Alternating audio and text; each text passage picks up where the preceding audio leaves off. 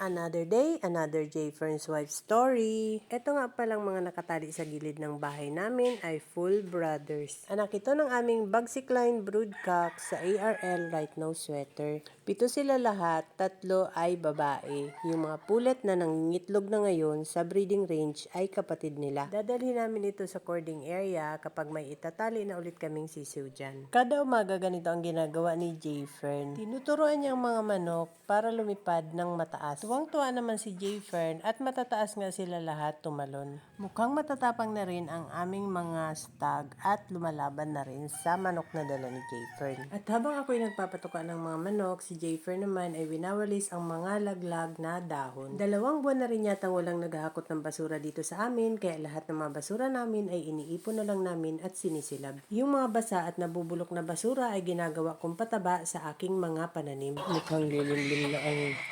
tatlong nangingitlog dito sa tangkal. Ito yung 5K sweater, pink fair. Kada umaga nandito na sila. Ito naman yung ARL, right nose. Ito ang mabisyong golden boy sweater. Paglabas daw ng pinto ni King Fern ay nagpadampot na naman at nagpalagay dyan. Maghapon na yan dyan kahapon pero bumaba nung hapon na. Sana ngayon lumimlim na yung isang golden boy na limlim na. Kaya naghahalo ng kanyang itlog yung isang golden boy. Magdamag na yan dyan, hindi na baba. Very good. Binaba dito ni Jayfern yung mga sisiw. At madaming ipot na nalalaglag na.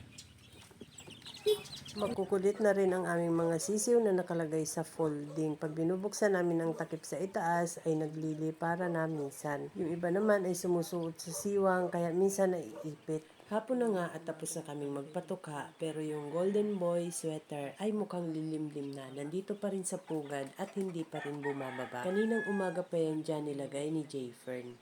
At yung ARL Right Nose Sweater naman ay hanggang ngayon nasa pugad pa rin. Kaninang umaga pa rin yan umakyat sa pugad niya. Pero yung Dink Fair 5K sweater ay kabababa lang. Maghapon na rin siya sa pugad.